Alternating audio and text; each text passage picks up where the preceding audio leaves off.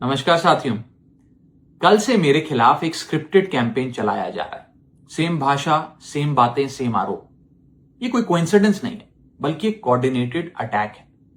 पहले मैंने सोचा कि मुझे इसका जवाब नहीं देना चाहिए। फिर लगा कि कहीं एक झूठ को 100 बार बोला जाए तो कुछ लोग मान ना लें, इसलिए मैंने सोचा कि जवाब दूं। आम आदमी पार्टी ने 3 आरोप लगाते हुए यह कहा कि इन 3 आरोपों की वजह से हम राघव चड्ढा को पार्लियामेंट में बोलने का मौका नहीं देंगे। राघव चड्ढा के पार्लियामेंट में बोलने पर रोक इसलिए लगाई गई क्योंकि उन्होंने ये 3 गलतियां करी। मैं एक एक करके इन तीनों पर आपसे बात करना चाहूंगा। पहला आरोप कि जब ऑपोजिशन पार्लियामेंट से वॉकआउट करता है, सदन से वॉकआउट करता है, तो राघव चड्ढा वहीं बैठे रहते हैं, वो वॉकआउट नहीं करते। यह सरासर झूठ है, सफेद झूठ। मैं चुनौती देता हूं, एक इंस्टेंस, एक दिन ऐसा बताइए जब ऑपोजिशन ने वॉकआउट किया हो और मैंने उनका साथ ना दिया हो, मैं साथ में वॉकआउट नहीं किया हो। और पार्लियामेंट में तो हर जगह सीसीटीवी कैमरा है। आप सीसीटीवी कैमरा निकाल कर दिखा दीजिए, दूध का दूध और पानी का पानी हो जाएगा। दूसरा आरोप लगाया कि राघव चड्ढा ने चीफ इलेक्शन कमिश्नर के इंपीचमेंट मोशन पर, यानी कि मुख्य चुनाव आयुक्त को हटाने वाली जो याचिका थी, उस पर साइन करने से मना कर दी। दूसरा सफेद झूठ।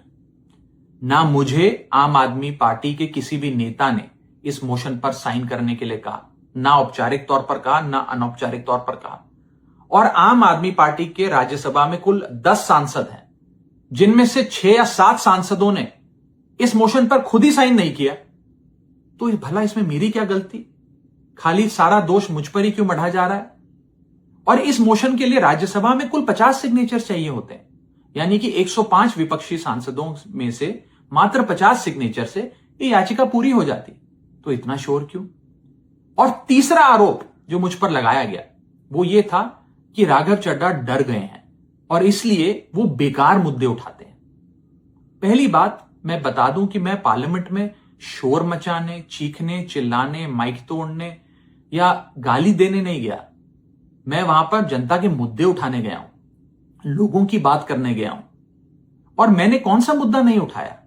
मैंने जीएसटी से लेकर इनकम टैक्स की बात करी, पंजाब के पानी से लेकर दिल्ली की हवा का मुद्दा उठाया, हमारे सरकारी स्कूलों की हालत से लेकर कैसे पब्लिक हेल्थ केयर इंस्टीट्यूशंस को मजबूत किया जाए, इंडियन रेलवेज में जो पैसेंजर्स ट्रैवल करते हैं उनकी समस्याएं रखी, यहां तक कि मेंस्ट्रुअल हेल्थ, एक ऐसा मुद्दा जिसके बारे में लोग बात करने से कतराते हैं, वो बातें तक रखी। बेरोजगारी से लेकर महंगाई तक तमाम मुद्दे उठाए। आप मेरे 4 साल का पार्लियामेंट का ट्रैक रिकॉर्ड उठाकर देख लीजिए।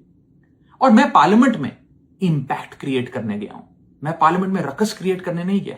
ये टैक्स पेयर के पैसे से जो पार्लियामेंट चलती है, उस टैक्स पेयर के मुद्दे उठाने में पार्लियामेंट में गया हूं। अंत में मैं बस इतना कहना चाहता हूं कि जो लोग आज मुझ पर आरोप लगा रहे हैं, झूठे आरोप लगा रहे हैं, कि हर झूठ को बेनकाब किया जाएगा और हर सवाल का जवाब दिया जाएगा, क्योंकि मैं घायल हूं, इसीलिए घातक हूं। जय हिंद।